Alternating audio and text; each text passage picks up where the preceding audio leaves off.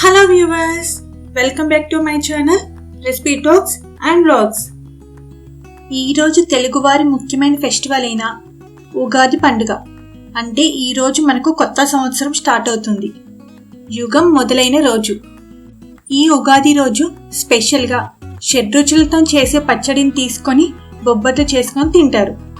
ఈ వీడియోలో మీకు మైదా వాడకుండా 2 రకాల నేతి బొబ్బట్లు, ఒకటి పప్పు బొబ్బట్లు, మరొకటి కొబ్బరి బొబ్బట్లు ఎలా చేయాలో చూపించబోతున్నాను. అండ్ నేను చెప్పి ఈ ప్రాసెస్లో చేస్తే బొబ్బట్లు సాఫ్ట్గా రావడంతో పాటు పూర్ణం కూడా ఎక్కువ రోజులు నిల్వ ఉంటుంది. అండ్ స్వీట్ పొటాటోతో చేసుకుని ఇంకో రకమైన బొబ్బట్ల రెసిపీని నా ఛానల్ డిస్క్రిప్షన్లో లింక్ ఇస్తాను, దాన్ని కూడా ఒకసారి చూడండి.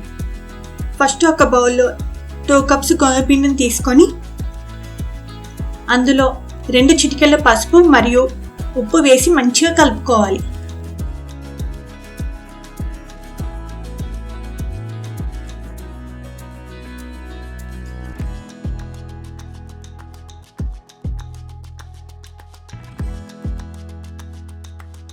ఇప్పుడు ఇందులోని 2-3 టీ స్పూన్ నెయ్యి వేసుకొని కలుపుకోవాలి.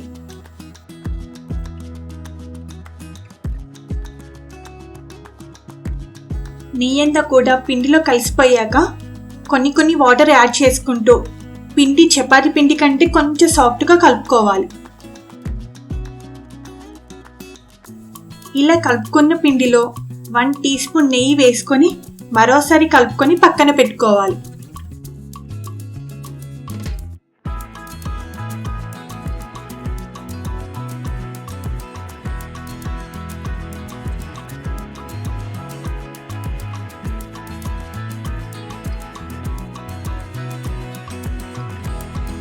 ఇప్పుడు పప్పు పూర్ణం కోసం 1 గంట సేపు నానబెట్టుకున్న 1 కప్పు శనగపప్పుని కుక్కర్లో వేసుకొని పప్పు మునిగేంత వరకు వాటర్ పోసి 2 విజిల్స్ వచ్చేంత వరకు ఉడికించుకోవాలి.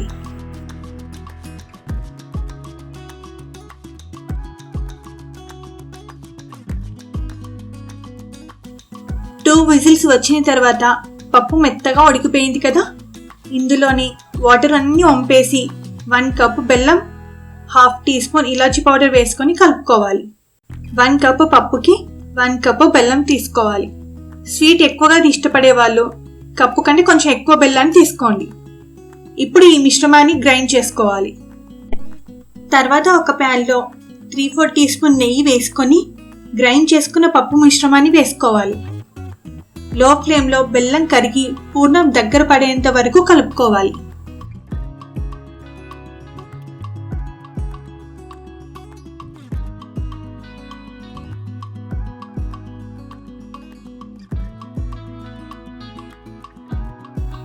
ఇలా పూర్ణం దగ్గర పడి ప్యాన్కి అతుక్కుంటుంది అన్నప్పుడు స్టవ్ ఆఫ్ చేసుకొని చల్లారబెట్టుకోవాలి. ఇప్పుడు మనం కలిపి పెట్టుకున్న గోధుమ పిండిని తీసుకొని 3-4 టీ స్పూన్ నెయ్యి యాడ్ చేసుకోవాలి. బొబ్బట్లు సాఫ్ట్గా రావాలంటే నెయ్యి కానీ నూనె కానీ వేసుకొని గట్టిగా నొక్కుతూ ఒక 5 నిమిషాలు కలుపుకోవాలి. అప్పుడే బొబ్బట్లు సాఫ్ట్గా వస్తాయి. నెయ్యి వాడటం ఇష్టం లేని వాళ్ళు స్కిప్ చేసుకోవచ్చు, బట్ నేతి బొబ్బట్లు అంటే ఆ మాత్రం నెయ్యి ఉండాలి కదా. ఇప్పుడు బటర్ పేపర్ కానీ కవర్ కానీ తీసుకొని కొంచెం నెయ్యి కానీ ఆయిల్ కానీ అప్లై చేసుకోవాలి. తర్వాత మనం కలుపుకున్న పిండిలోంచి కొంచెం పిండి ముద్దను తీసుకొని ఒక చిన్న పూరీ సైజులో ఒత్తుకోవాలి. తర్వాత మనం ఎంతైతే పిండి ముద్దను తీసుకున్నామో అంత పూర్ణం తీసుకొని మిడిల్లో పెట్టి అన్ని వైపులా పిండితో క్లోజ్ చేసుకోవాలి. ఇప్పుడు దీన్ని వీడియోలో చూపెట్టిన విధంగా చేతితో నొక్కుతూ ఒత్తుకోవాలి.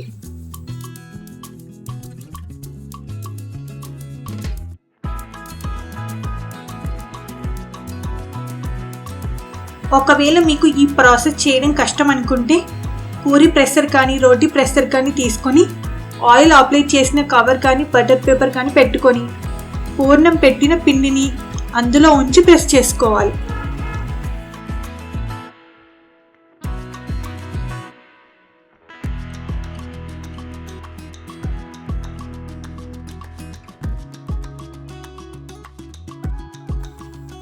తర్వాత స్టవ్ మీద ఒక ప్యాన్ పెట్టుకొని 1 టీ స్పూన్ నెయ్యి వేసుకొని మనం చేసుకున్న బొబ్బట్లను వేసుకొని మీడియం ఫ్లేమ్లో కాల్చుకోవాలి.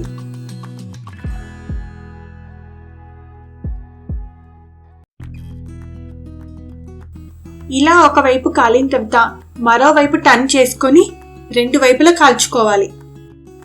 ఇదే విధంగా మనకు కావలసినన్ని బొబ్బర్లు చేసుకోవచ్చు.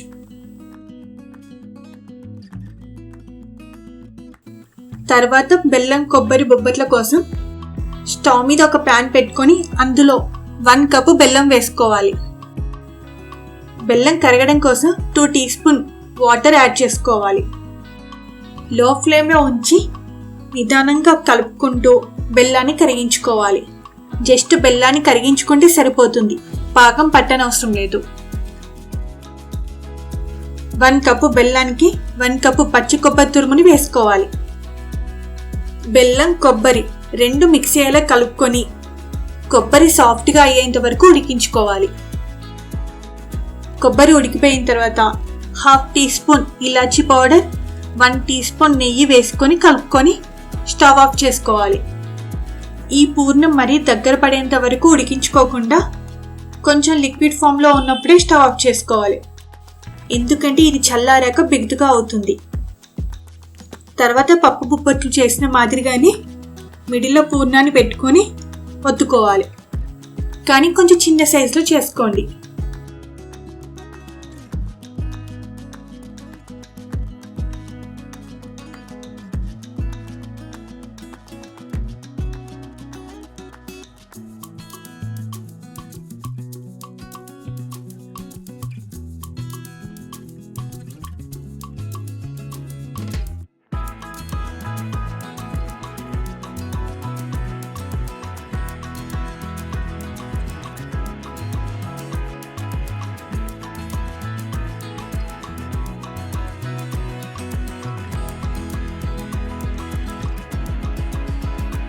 Thank you for watching my video. మీకు కనుక నా వీడియో నచ్చినట్లయితే లైక్ చేసి, షేర్ చేసి, సబ్స్క్రైబ్ చేసుకోండి. నా వీడియో నోటిఫికేషన్ కోసం బెల్ ఐకాన్ని ప్రెస్ చేయండి.